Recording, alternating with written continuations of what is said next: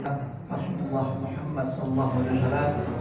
Semoga kita merupakan umat-umat yang teristiqomah dalam menjalankan segala sunnah-sunnahnya. Bapak-bapak yang dirahmati Allah, mari sama-sama kita awali dengan mengucapkan basmalah. Bismillahirrahmanirrahim. Sebelumnya beberapa hal yang ingin kami sampaikan. Yang pertama, seperti biasa, kartu kuning dan kartu hijau bagi bapak dan ibu yang belum mengambil itu seperti biasa kita tempatkan di atas kotak kaca, di sana bisa dicari namanya. Kalaupun yang belum ada, ya boleh diminta yang barunya untuk bisa berpartisipasi dalam kegiatan masjid kita. Kemudian dari panitia kurban RW 03, alhamdulillah panitia siap menerima, menyalurkan hewan kurban bapak dan ibu bagi bapak dan ibu yang berniat ikut kurban pada kesempatan kali ini. Bagi yang kolektif sapi 7 orang, per orangnya dikenakan biaya Rp3.600.000, sudah termasuk segala biaya pemotongan, biaya pencacahan, pengulitan, sampai distribusi kepada para musaik. Kemudian bagi yang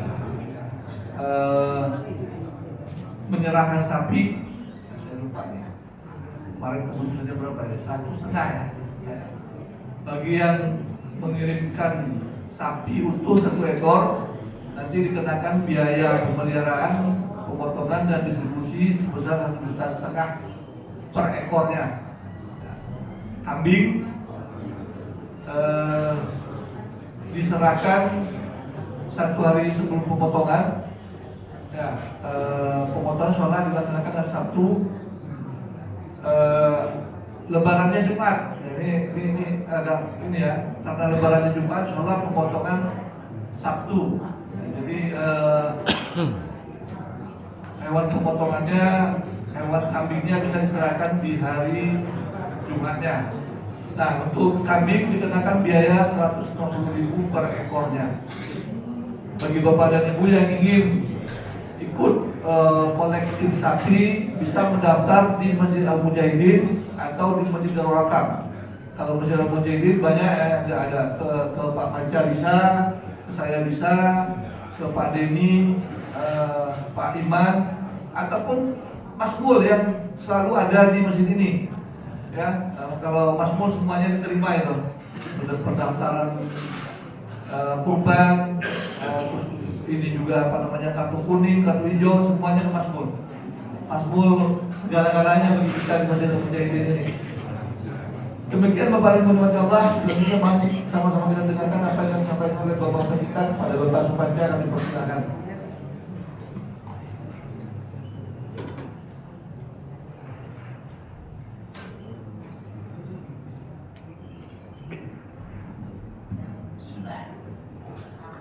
Assalamualaikum warahmatullahi wabarakatuh. Waalaikumsalam.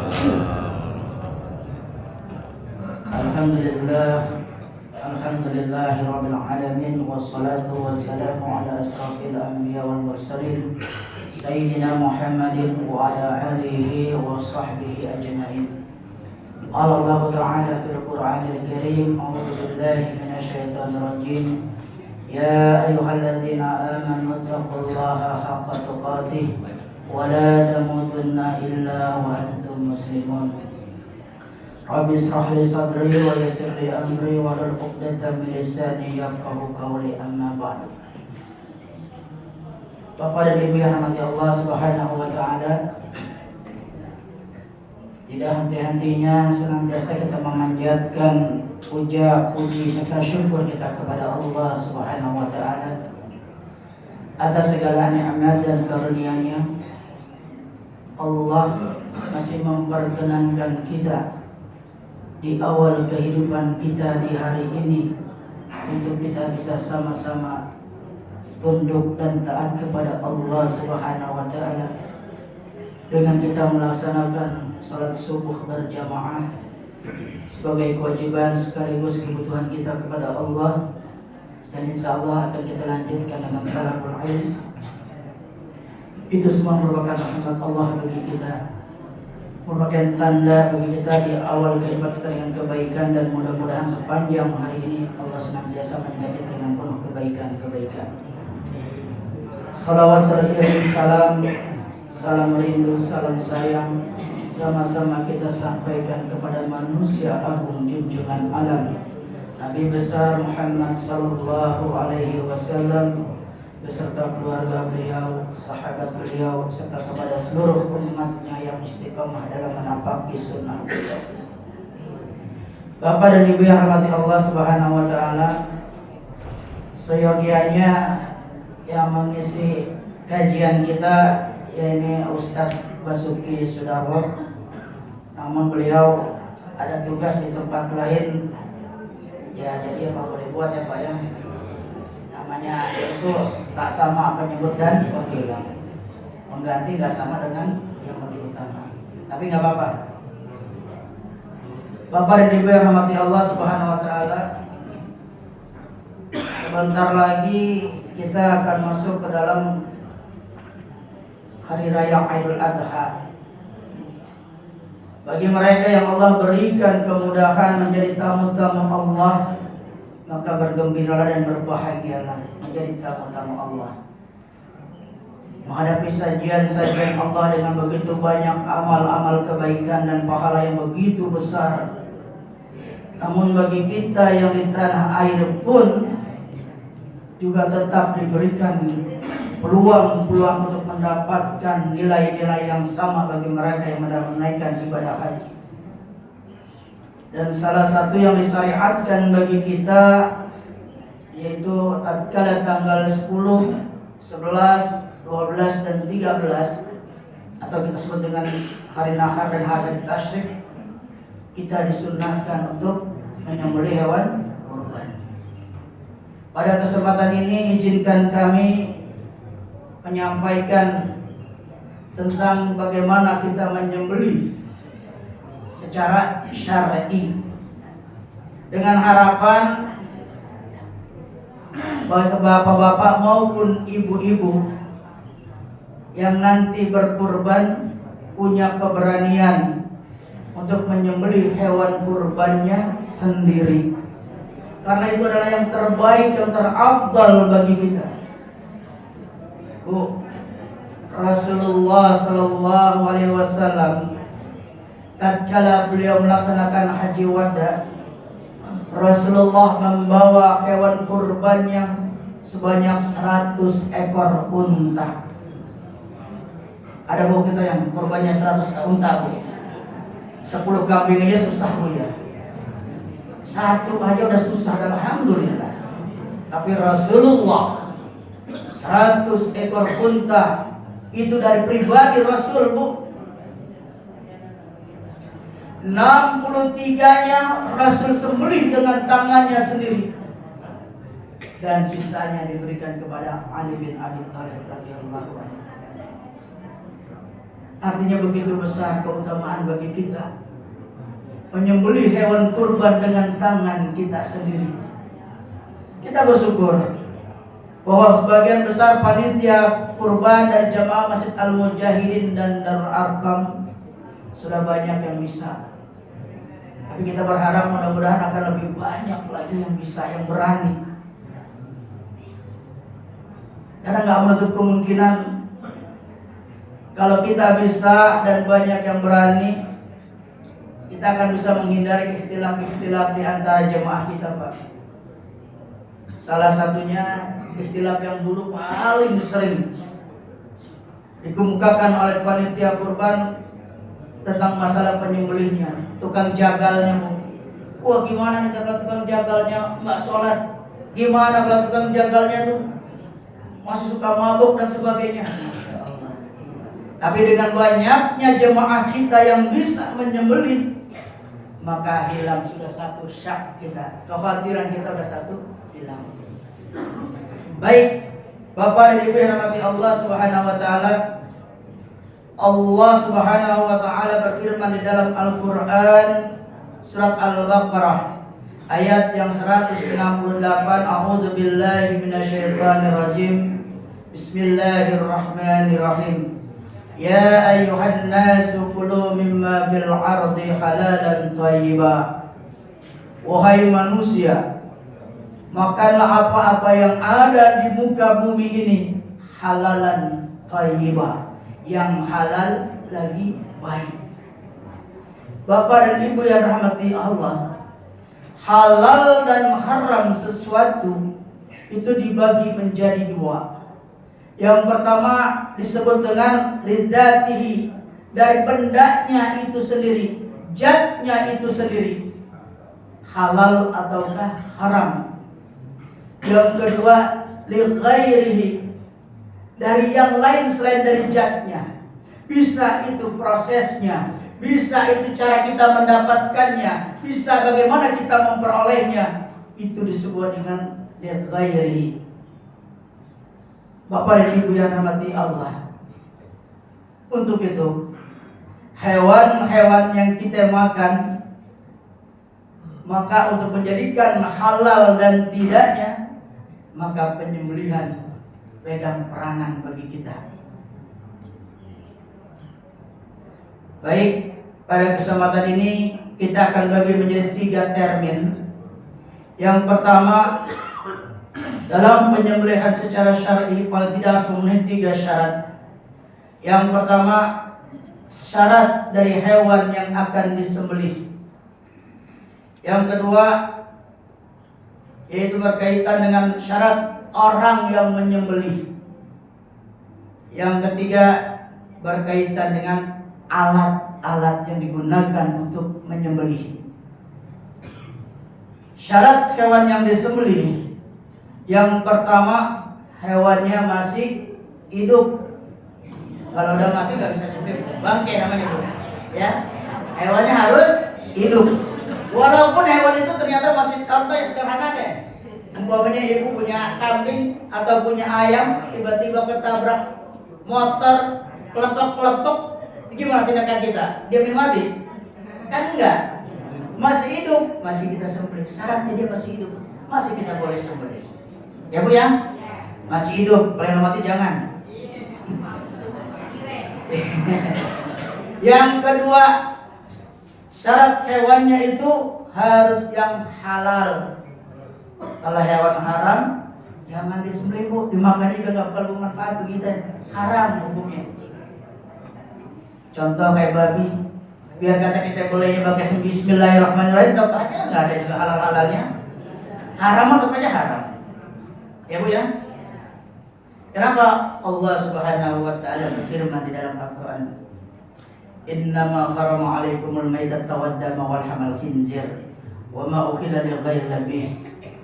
Sungguh Allah mengharamkan bagi kamu maitah, bangkai, wad-dama, darah, wal hamal khinzir, daging babi, wa ma ukhila li ghairi bih, dan segala sesuatu yang apabila disembelih bukan atas nama Allah. Jadi yang pertama jelas Bu ya, hewannya harus hidup, bukan maitah, bukan bangkai. Yang kedua, syarat bagi orang yang menyembelih. Syarat yang pertama, berakal. Kalau kesembelihannya itu dari orang-orang yang tidak berakal, tidak bisa dianggap sah penyembelihannya. Yang kedua, muslim, apakah dia laki-laki ataupun perempuan. Ada di sini Bu, pernah lihat perempuan nyembelih? Ada ya? Kalau di kampung itu banyak Pak.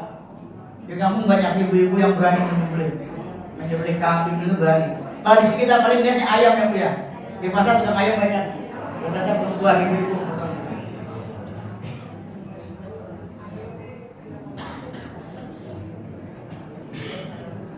Kenapa harus muslim?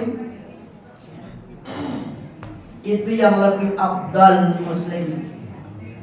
Tapi Allah tidak mengharamkan bagi kita hasil sembelihan dari orang-orang ahli kitab, apakah itu orang Yahudi ataupun orang Nasrani. Selama, nah ini garisnya, selama walaupun mereka orang Yahudi atau Nasrani, tatkala menyembelihnya tetap hanya menyebutkan kalimat Allah, tidak diembeli dengan kata-kata yang lain, tidak dibarengi dengan yang lain. Contoh umpamanya orang Kristen yang beli hewan, Bismillah, Bismillah saja sudah cukup. Tapi tatkala dia tambahkan Bismillah wa Isa, maka batal hukumnya. Nggak boleh kita. Tapi selama mereka hanya mengucapkan kalimat Bismillah, maka sembelihan mereka halal bagi kita. Apa hikmahnya Pak Bu?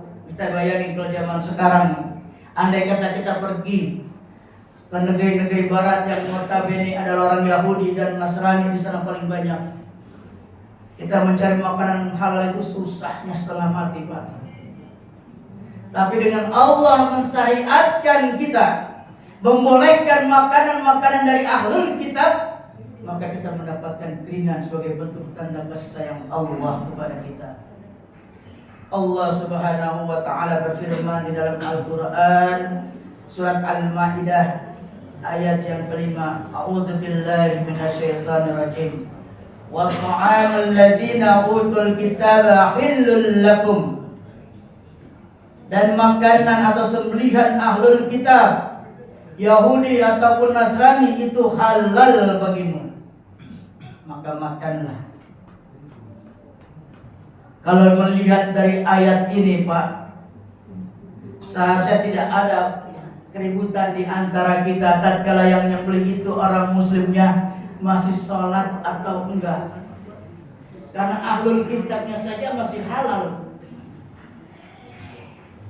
Sementara kalau umpamanya kita muslim, walaupun mungkin ada yang sholatnya topang belontang, yang enggak benar, enggak sempurna, atau mungkin dia masih suka melakukan kemaksiatan, berdasarkan ayat ini maka sembelihan orang muslim jauh lebih halal daripada ahlul kitab. Harus tidak ada perbedaan di antara kita. Namun namanya kita ini kan sembelihan secara umum, tapi yang namanya kurban, akikah, nadar itu kan ibadah kepada Allah. Maka kita sebagai manusia tentu menginginkan kesempurnaan dalam melaksanakan ibadah itu.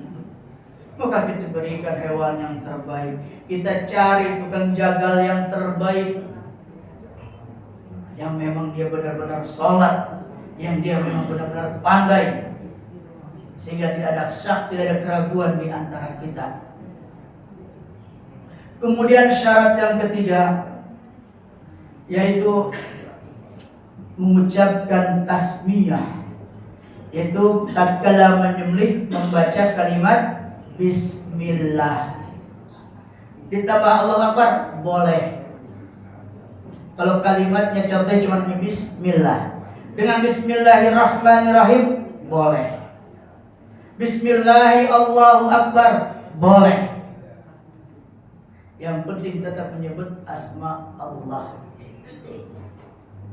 Allah Subhanahu wa taala berfirman di dalam Al-Qur'an surat Al-An'am surat nomor 6 ayat yang 121. A'udzu billahi minasyaitonir rajim. Wa la ta'kulu mimma lam yuzkar ismullahi 'alaihi wa innahu lafisq. Dan janganlah kamu memakan binatang-binatang yang disembelih tidak disebut nama Allah ketika menyembelihnya, karena sesungguhnya itu suatu perbuatan yang fasik, perbuatan yang buruk. Di dalam hadis dari Rafi' bin Khudayj, Nabi sallallahu alaihi wasallam bersabda, "Ma anharat dama wa yadhkira ismullahi alaihi fakuluh." Segala sesuatu yang dapat mengalirkan darah dan disebut nama Allah ketika menyembelihnya, maka makanlah. Hadis riwayat Bukhari. Yang keempat, lanjutannya tadi tidak disanding dengan nama selain nama Allah. Ya Bu ya. Kemudian syarat tentang alatnya.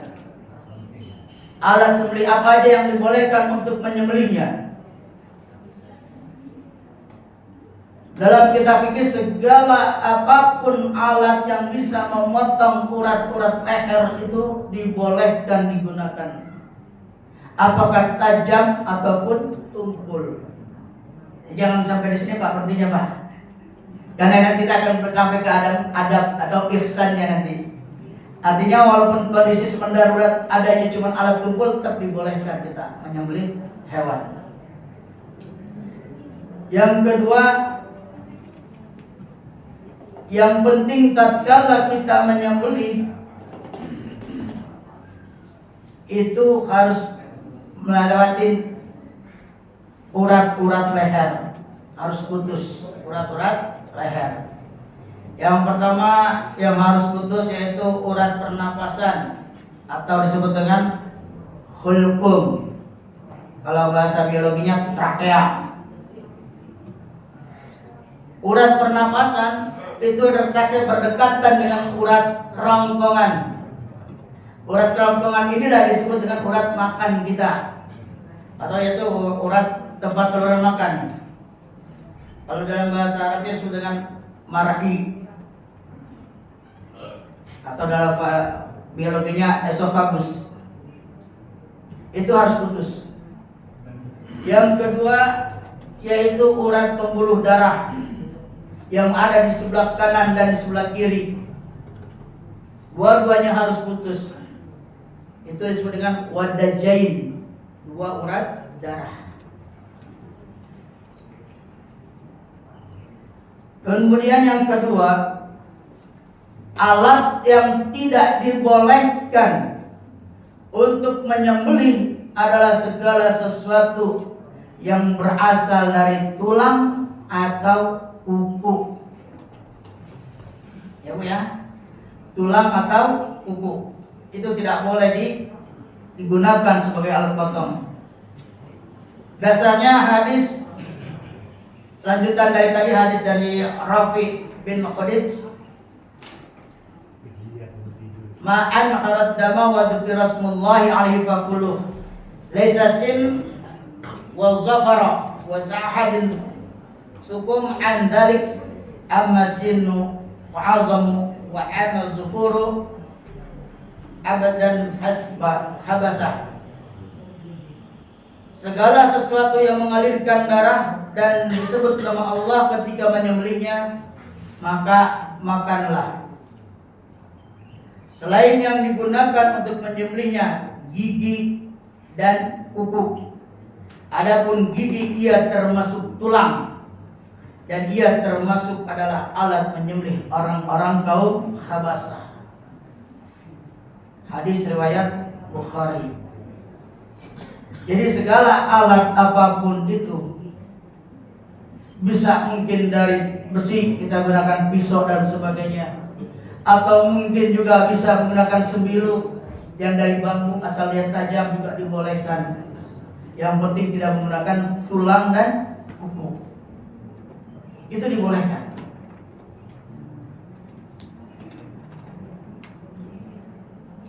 Bapak dan Ibu yang dirahmati Allah Subhanahu wa taala, kita tahu bahwa dalam membunuh atau menyembelih itu ada tiga macam caranya. Yang pertama disebut dengan nahar. Nahar itu menyembelih hewan-hewan yang berleher panjang dan biasanya diambil dari leher bagian bawah dan biasanya digunakan buat unta. Makanya unta disayangkan disembelihnya tidak direbahkan, tapi dia tetap berdiri. Tinggal leher bagian bawahnya dicongkel gini ya, bagian punuk bawahnya, biar dia putus, darahnya kan mengalir dengan sendirinya. Yang kedua, dabahah, yaitu menyembelih sebagaimana yang kita umumnya, itu kita rebahkan hewannya. Kambing, sapi, domba, itu kita rebahkan, itu sebenarnya dabahah. Yang ketiga disebut dengan al-aqar. Apa itu al-aqr? Kita melempar sesuatu yang langsung mengenai titik kematiannya. Biasanya ini digunakan oleh para pemburu. Makanya Rasulullah mensyariatkan tatkala kita hendak berburu, baca bismillah. Agar tatkala dia kena mati, hewan tersebut jadi halal bagi kita. Begitu banyak kemudahan-kemudahan yang Allah dan Rasul berikan bagi kita. Kemudian kita sampai kepada namanya adab. Adab dalam menyembelih. Bapak dan Ibu yang rahmati Allah Subhanahu wa taala, di dalam menyembelih tentu ada diperlukan yang namanya adab. Yang pertama, harus senantiasa ada dari kita sebagai penyembelih rasa kasih dan sayang. Dari Qurrah bin Iyas al-Muzani radhiyallahu an, ia berkata bahwa ada seorang lelaki berkata, "Ya Rasulullah, sesungguhnya aku berlaku kasih sayang kepada kambing jika aku menyembelihnya." Maka Rasulullah bersabda, "Jika engkau berlaku kasih sayang kepadanya, maka Allah merahmatimu." Hadis riwayat Al-Bukhari. Di dalam hadis yang lain,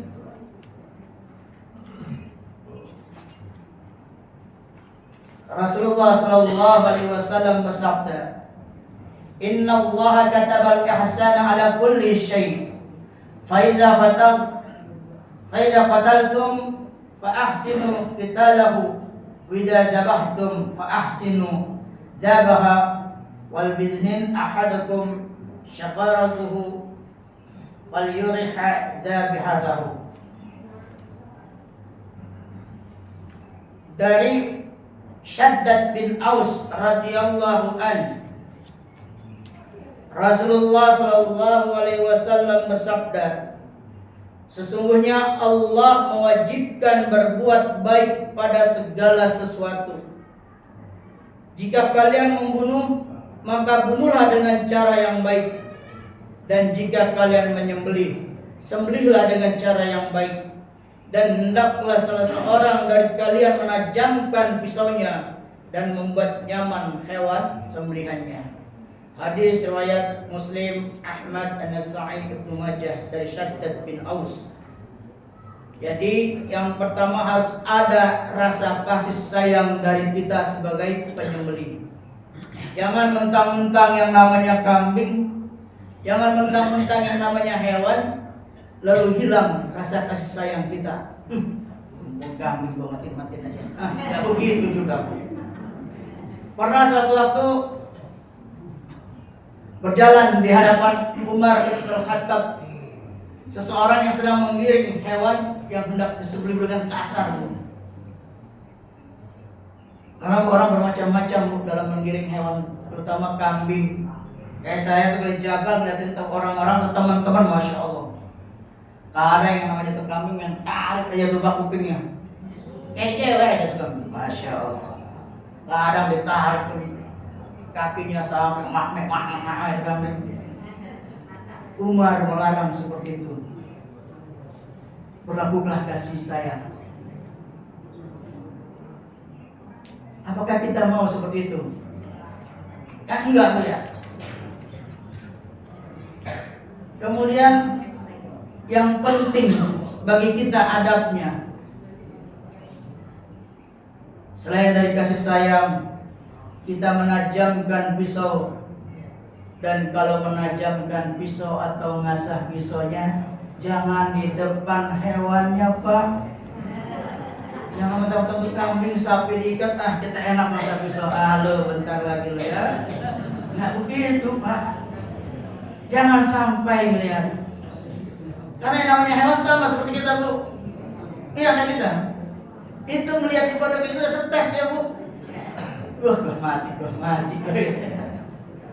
Sama seperti itu. Hal ini berdasarkan hadis yang diriwayatkan Ibnu Abbas. Ada seorang laki-laki yang telah merebahkan kambing yang akan disembelihnya, sementara ia sedang menajamkan pisaunya.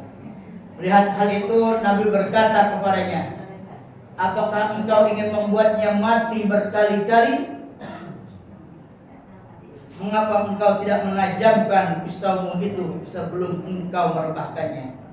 Hadis riwayat Al-Hakim Al-Baihaqi dari Abdul Razak. Dengan menjauhkan atau kita mengasah pisau tanpa hewan melihat, itu adalah bentuk kasih sayang kita. Kemudian menggiring kambing ke tempat penyembelihan dengan cara yang baik. Ibnu Sirin rahimahullah mengatakan bahwa Umar radhiyallahu anhu melihat seseorang menyeret kambing untuk disembelih, lalu memukulnya dengan pecut. Maka Umar radhiyallahu anhu berkata, giring hewan ini kepada kematiannya dengan cara yang baik. Inilah akhlak Islam yang mulia, yakni berlaku baik atau ihsan kepada siapa saja, bahkan kepada hewan yang akan disembelih.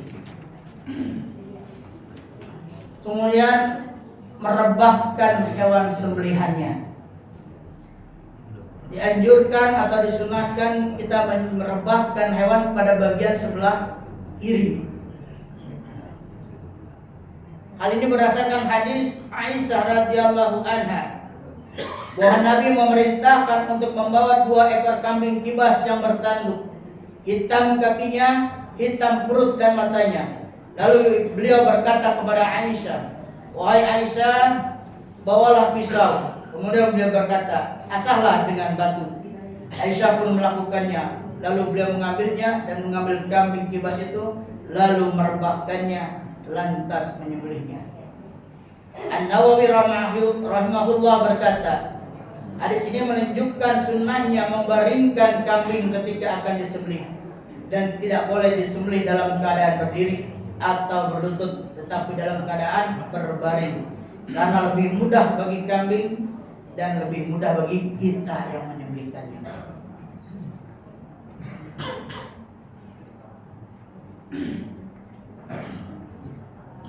Juga dianjurkan jika kita menyembelihkan, menghadapkan hewan kurban atau hewan sembelihan kita ke arah kiblat.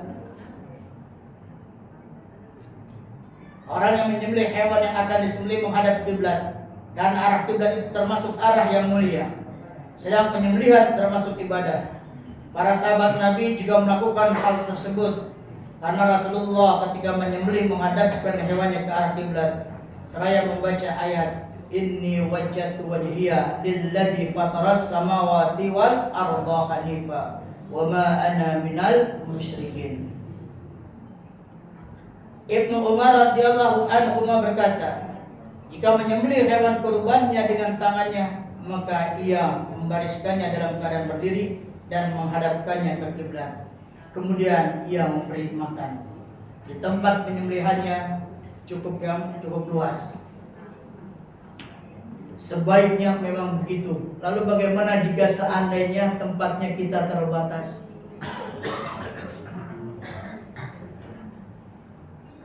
Ulama mengatakan itulah yang terbaik.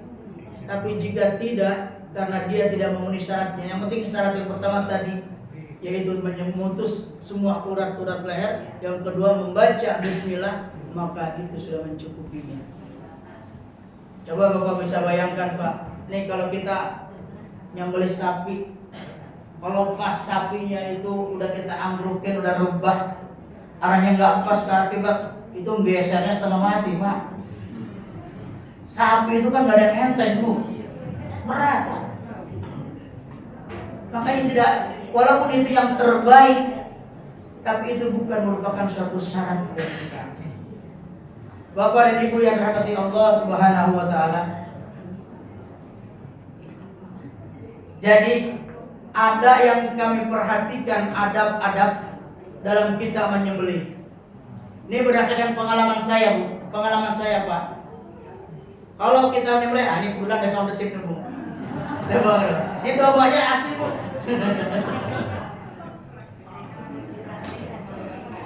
Ini kenapa kita disunahkan merebahkannya ke kiri?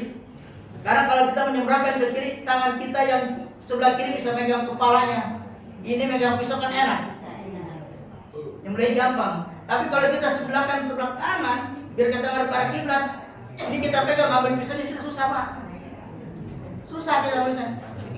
Iya, kalau bisa bahaya, nggak bisa tembus besi, terus sebut sendiri nanti bisa-bisa. Itu yang pertama. Yang kedua, tatkala kita sudah merebahkan kalau kambing, disunahkan sebenarnya kita menginjak bagian dekat leher, bukan leher Pak, tapi dekat paha depan. Disunahkan. Kalau lagi hidup kurban mah banyak yang megangin, aman dah. Nggak usah dipegang, nggak usah diinjak juga nggak apa-apa, karena aman tuh kambing nggak bakal lari. Cuman yang penting ini adab.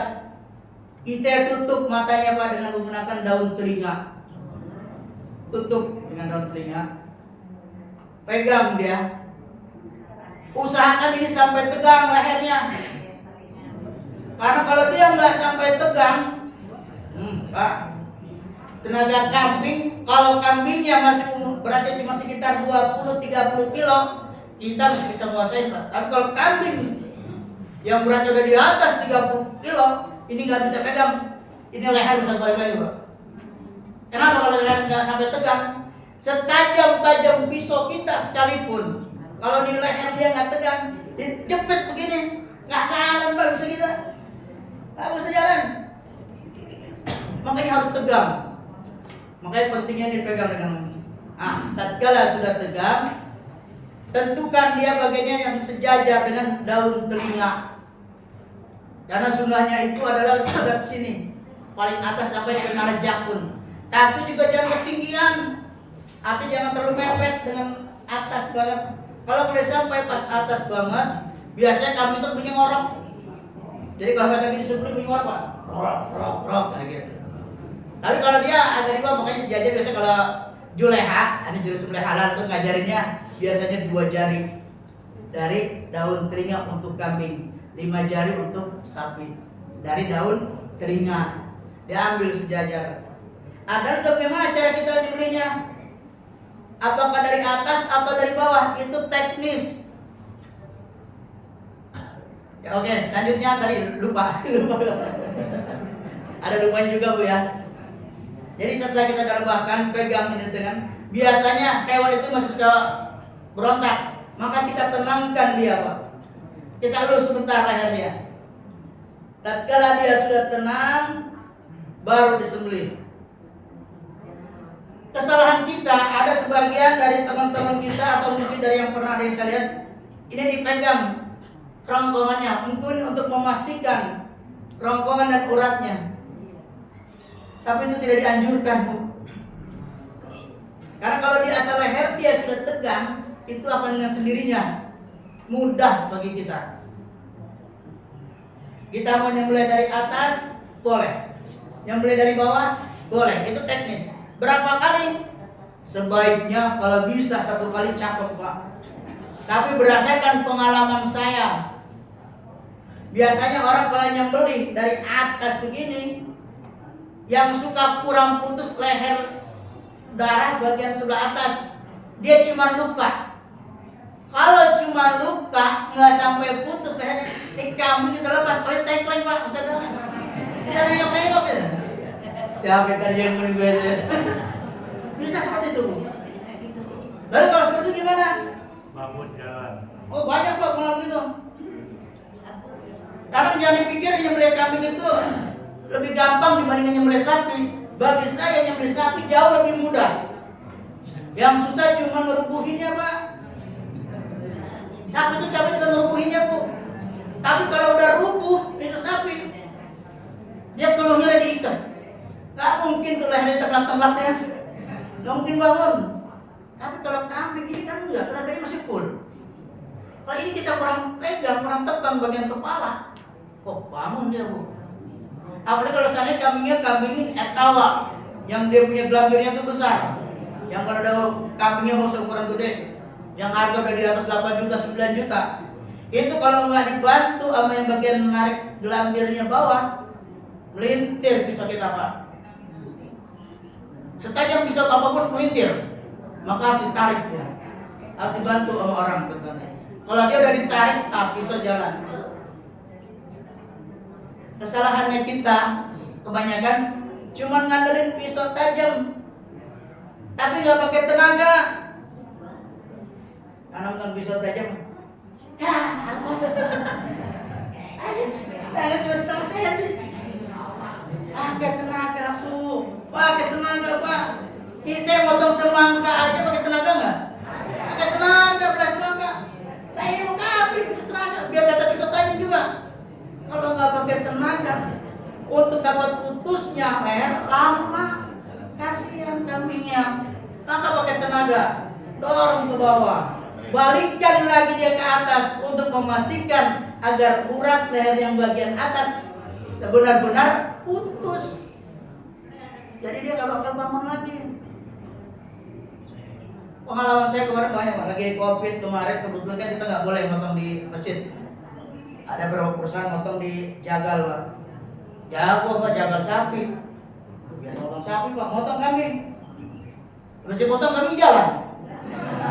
Jalan, Pak. Ya kan ngegampangin. Dia pikir kambing kecil. Ya, dia juga memperhatikan ya. Kambing itu begitu, Bu. Walaupun dia cuma luka tapi dia nggak sampai putus, bangun lagi dia. Ya Bu ya.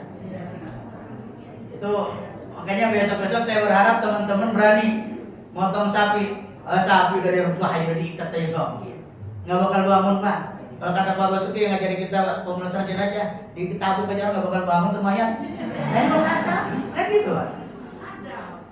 Artinya kita berani ya Bu ya, harus berani. Yang kedua penting tenaganya jangan dipakai. Jangan ngandalin mentang-mentang itu kan ditekan tapi nggak dijalanin, ya salah juga. Harus sambil bergerak. Sudah mereka putus besar kambing urat-uratnya dia. Kalau dia benar-benar udah putus semua, jangan lupa ini adab lagi Bu, bagian masih dalam adab istighfar kita yang nyembelihnya. Karena kita nggak tahu mungkin ada kesalahan kita. Kita habis sholat aja kita suruh istighfar, habis salam, apalagi penyembelih mungkin ada yang kurang sempurna dalam penyembelihan kita. Maka biasakan setiap kali kita beristighfar kepada Allah. Bapak dan Ibu yang dirahmati Allah, ini penyembelih rata-rata hewan yang kaki 4. Kalau nyembelih unggas gimana Bu? Unggas kan juga bermacam-macam Pak. Kalau ayam gampang kita sering lihatnya. Tapi kalau kita nyembelih yang namanya mentok, pernah Bu nyembelih mentok? Kalau lepas terbang Pak. Mentok atau makanya kalau bagi kita yang tahu karakter mentok seperti itu, sebelum nyembelih kita ikat sayapnya, ikat kakinya, kita sembelih dia. Dan biasanya kalau sebelum nyembelih sebaiknya kita cabut beberapa bulunya, karena kalau nggak licin Pak. Ya nggak licin, karena bulu itu licin pisau kita. Makanya dicabut agar kita bisa buang ruang buat pisau kita jalan. Setelah kita sembelih, kalau ayam sebentar nggak lama mati. Kalau mentok Bu 1 jam sabar mati. Mentok itu lama Bu. Kalau dilepas bisa terbang dia. Makanya kalau lagi nyembelih mentok, kalau lihat mentok nggak mati-mati jangan kaget. Oh nggak mati-mati, wah dakdikduk jangan kaget. Emang begitu mentok. Tapi gimana caranya biar cepat? Digantung sehabis nyembelihnya Pak. Kalau saya gitu, habis nyembelih kita tunggingin itu, darahnya cepat dia turun, nggak nyampe setengah jam dia mati. Kalau mentok, bebek pun juga sama. Karena kalau yang nggak tahu mendalam terbang. Kenapa saya sampaikan ini? Menurut saya penting bagi kita, terutama bagi kita aktivis masjid. Karena biasanya bagi kita laki-laki yang sudah biasa ke masjid, ibu-ibu yang takut dan percaya sama kita, bapak-bapak pasti bisa nyembelih. Makanya kita nyembelih motor ayam, ada yang nyembelih kambing, dipercayakan kepada kita. Maka kita susah. Karena saya juga ada pengalaman Pak, ada saya punya teman, dipanggil udah ustad juga, ustad. Belum pernah motong Pak, cuma tahu secara teori. Motong lagi kurban. Ini tadi nggak kurang putus, sembelih jalan dilepas aja, jalan kambingnya, jalan Pak. Qadarullah Allah takdirkan namanya di Ustaz, tolong potongin ayam. Pisaunya tajamnya ketajaman Pak, tenaganya benar-benar banget. Udah, tuh leher. Sampai putus lehernya. Apa itu Nunu? Sampai sekarang gak berani ngomong lagi Pak. Kapok dia. Tapi bagi kita yang ini saya sampaikan, yuk kita lebih berani. Karena saya begini kan banyak melihat potensi-potensi dari jemaah kita yang masih muda-muda. Yuk, agar kita bisa menghilangkan syak wa sangka di antara kita, agar kita benar-benar bisa yakin kesempurnaan dalam beribadah kita. Dan jemaah kita yang telah menitipkan hewan kurbannya kepada kita yakin dengan kita adalah ahli masjid. Maka sejogjanya kita yang menyembelih hewan kurban itu jangan dikasih ke jagal. Karena kalau jagal walaupun boleh, tapi menghindarkan syak di antara jemaah kita. Gitu Bu ya, Pak. Jadi kalau nanti ada hal-hal yang kurang, mohon dimaafkan. Ini ada beberapa pertanyaan. Kalau bisa saya jawab, kalau bisa saya jelaskan. Assalamualaikum. Apa hukumnya jika orang kafir ikut kurban? Apakah kurbannya sah? Gimana Bu? Orang kafir ikut kurban?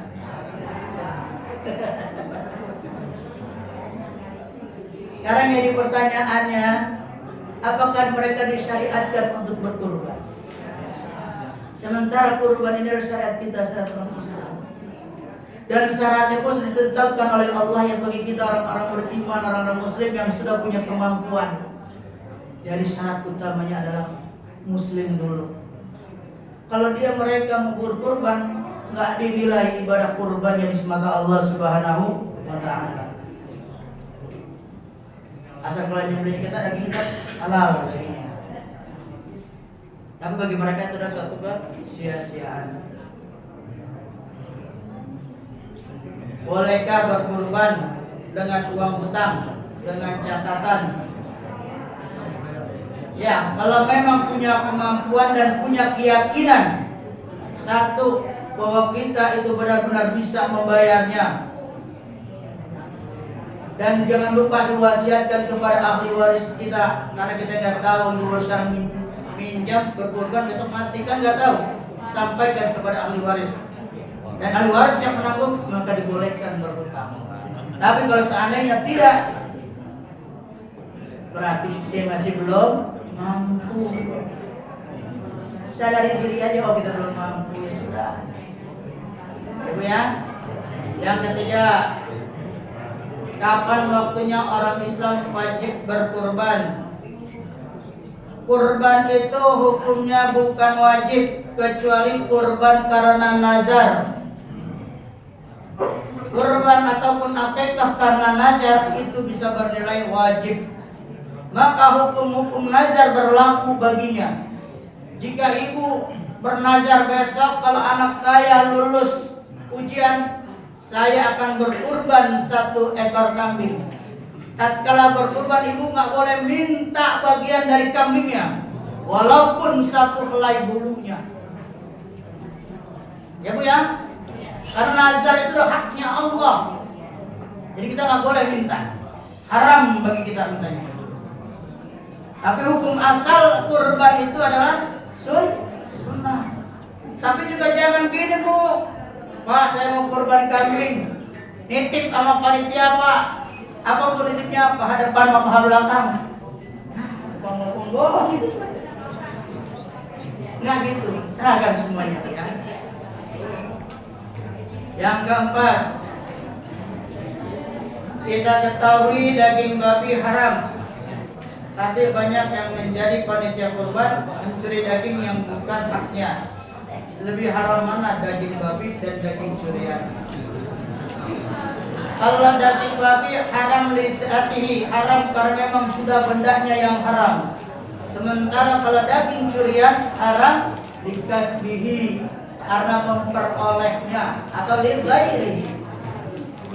Dagingnya jadi haram bagi kita. Kalau bagi yang lain kan tetap halal ya. Bolehkah hewan apa ini?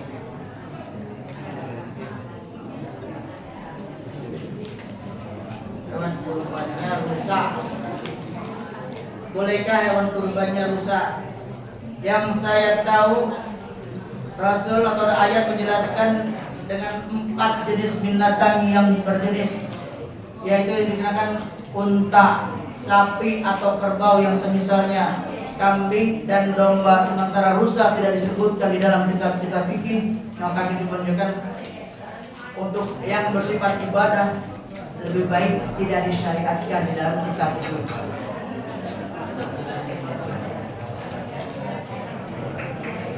Apa hak-hak yang harus dipenuhi bagi tukang jagal? Haknya dia mendapatkan upah dari penyembelihannya. Dari siapa upahnya? Dari kita yang menyuruhnya. Ya Bu ya, kalau ibu nyuruh tukang jagal, berhak dia mendapatkan upah. Kalau nggak dikasih ya nggak apa-apa. Kan terserah daripada ibu, tapi haknya dia. Baik, sudah selesai semuanya, Bu. Yuk, sebelum kita akhirin, saya ingin mengajak Bapak Ibu sekalian untuk kita sama-sama berzikir. Bu, bisa Bu? Zikir taubat nasuha Bu. Bisa kan Bu ya? Pak, yuk kita tutup dengan sama-sama kita berzikir taubatan nasuha. Astaghfirullah Rabbal baraya, astaghfirullah minal khataya, astaghfirullah Rabbal baraya, astaghfirullah minal khataya. Rabbi zidni nafi'ah wa wafiqni amalan maqbula wa wahab li rizqan wasi'a wa tub alaina taubatan nasuha wa tub alaina taubatan nasuha. Astaghfirullah Rabbal baraya, astaghfirullah minal khataya. Demikian dari kami yang diberi maaf. Hadanallahu wa iyyakum ajma'in. Assalamualaikum warahmatullahi wabarakatuh. Waalaikumsalam. Jazakumullah khairan Ustaz. Mudah-mudahan apa yang disampaikan memberikan manfaat bagi kami semua, terutama menghadapi kurban yang besar lagi. Baik Bapak Ibu yang Allah, laporan infaknya belum ada. Terima kasih dan mengucapkan kepada ibu-ibu yang menyampaikan kapan pagi. Terima kasih kepada yang membagikan. Mari sama-sama kita akhiri dengan sama-sama baca doa kafaratul majlis. Subhanallahumma wa bihamdika, asyhadu an la ilaha illa anta, astaghfiruka wa atubu ilaik. Mohon maaf atas segala kesalahan. Billahi taufiq wal hidayah. Assalamualaikum warahmatullahi wabarakatuh. Baik, alhamdulillah doa infak sedekah yang masuk pada pagi hari ini sejumlah Rp710.000. Semoga infak sedekah Bapak Ibu sekalian mendapatkan balasan yang berlipat ganda. Demikian, sekali lagi Assalamualaikum warahmatullahi wabarakatuh.